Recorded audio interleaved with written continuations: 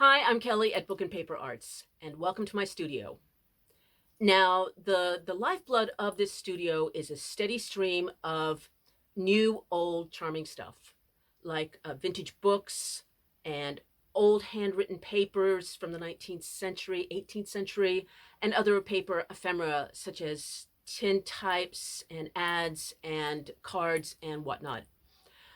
Before COVID, I got stuff like this mainly at flea markets and paper auctions, vintage fairs all around Europe and the States. But since COVID, I've had to do all of my shopping online, which does the job, but it's not the same. It's just not the same. So, where I live in Wales, we still don't have car boot sales, which is what we call a kind of flea market.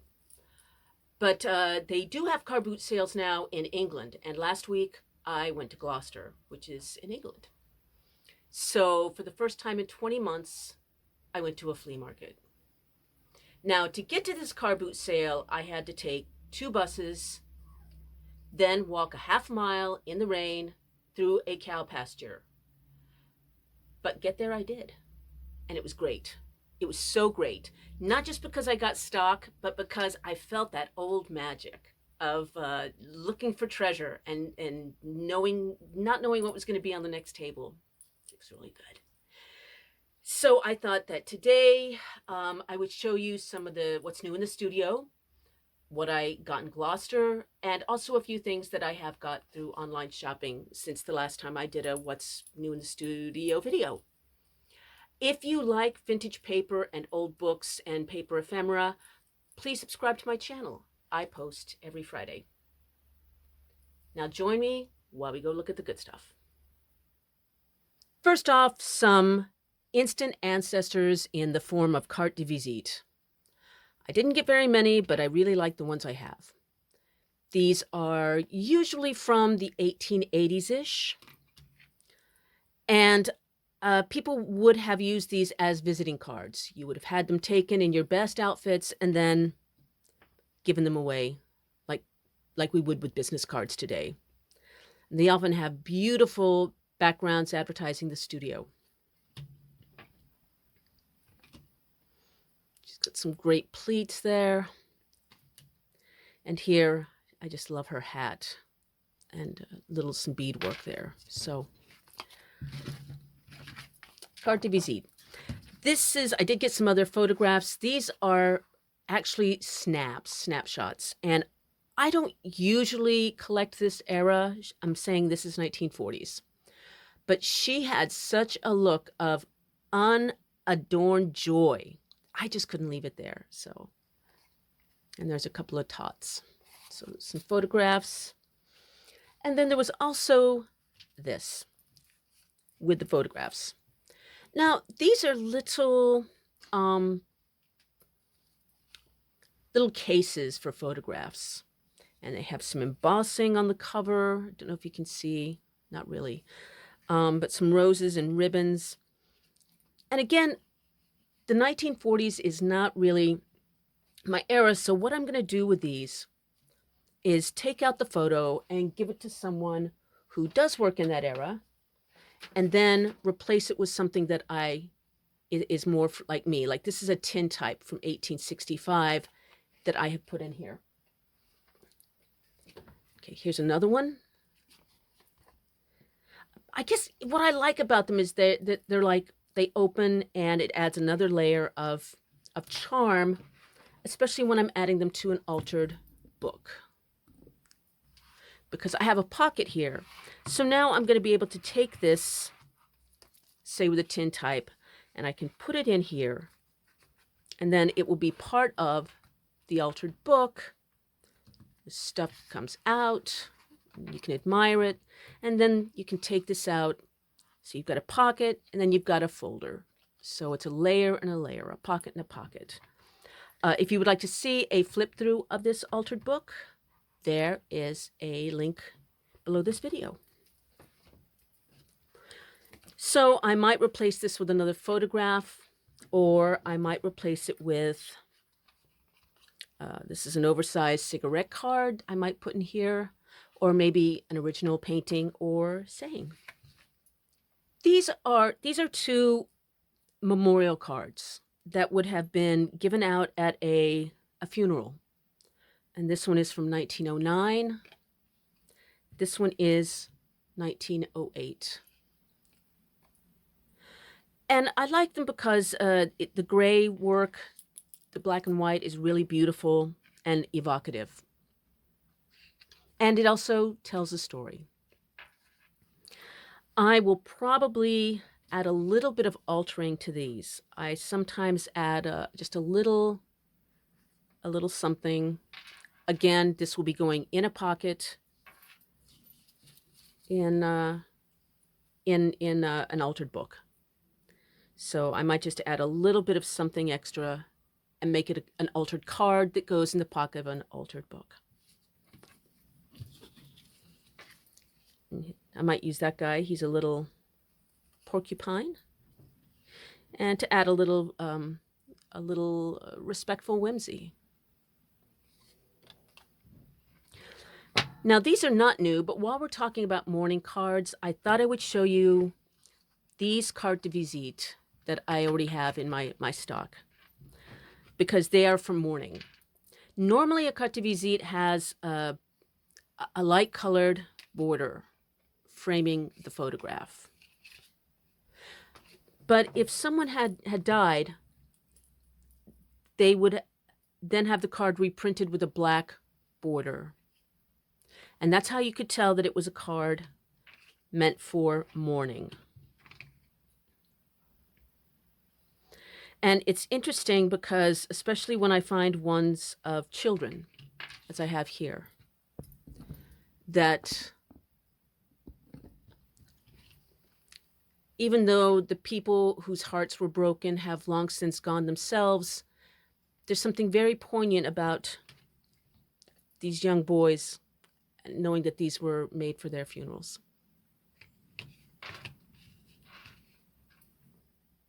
Speaking of book altering, I got a few new old books. This one is called Moral Songs, illustrated. And it's from 1880. And it is just poems that are moral songs, and boy, is it unintentionally hilarious. It's very sanctimonious, but it has some pretty charming illustrations that I will be using in future work. And I might use these pages for found poetry. The text is a really good size for that. I'm not sure I'm going to be able to alter this book, and I would love to, because the tool work is so beautiful, with the flowers here. But I don't know if you can see it, but there's some buckling. It got pretty wet. And it's hard to say what the difference is between messy and messiness that adds to the charm and the story of a book, and messiness that's just kind of not nice. I'm not quite sure about this. We'll see. I am very happy with this one, The King's Diadem, which again has just this lovely cover. Okay. I have already, let's see. This was given as a Sunday school prize. Second prize for attendance, Cambrai Sunday School, and that's 1906. I've already started to prepare it for altering. Started gluing my pages. There's a pocket here. So, probably going to have to do some repairing on the spine a little bit, but I think it's going to be a success. So I'm happy with that. This one I actually got at a bookstore in Swansea, Charles Dickens Household Edition. That's because it says expressly in the introduction that Charles Dickens can be a little bit vulgar, a little too. So someone has actually written a cleaned up in a version of Charles Dickens that will not offend anybody except me. I find it offensive. However, it does have a charming cover. Now here's the deal. The the spine is bust. And I've talked about this in some of my other book altering videos. Sometimes you can repair them, and I've already started working on that. So I'm seeing what I can do about giving the spine some oomph. Again, I just don't know how it's going to turn out, but I will let you know.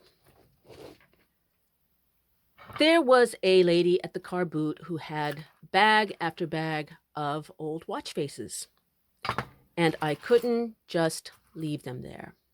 So I got a couple, and they are really, really something.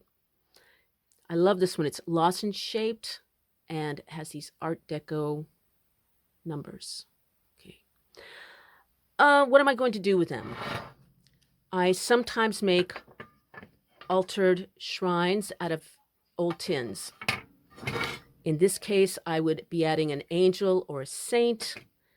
And then what I might do is use one of these as a halo behind her. This adds dimension, and it's some curiosity to the piece. I'm also going to be putting them in my new round of ephemera book bundle boxes. They have handwritten paper, old postcards, and ads, tins, and a bunch of stuff, and now this. So if you want to see more about those, there's a link below this video. While we're on tins, I bought a not too savory looking bag, and it turns out that it was full of fishing gear and these really adorable tins. This one was just going to be for tobacco, and this one says Willem 2, and it would have been for cigarettes. So, love some old tins there. Finally, I did buy these online from France, and it's a new lot of, I say new rosaries, but they are actually old, from the 1870s to about the 19 teens. There's mother of pearl. This is purple stone with purple enamel in the linking bead and also on the crucifix. I do sell these to people who use them as objects of devotion, but they are also very beautiful. I collect them because they're lovely examples of old French brocante, and I sometimes use them, wear them just because they're beautiful old French pieces. And this one was broken, and I even turned it into a bracelet. This piece is from 1870. The beads are mother of pearl, and they are hand cut. It also has a religious medal that says on the back, Notre Dame de Salette. I don't know where Salette is, but I will be finding out. So if you like old, charming paper and books and stuff, please subscribe to my online newsletter. It goes out monthly, and it has scans of vintage paper that you can download and use in your own work. It has, every month I have a free giveaway. It has tutorials on art journals and book altering, and sometimes some fashion and the occasional pep talk. So check out the link below and join me. If you don't see it, please let me know. I can fix that. Until next Friday, please, happy making.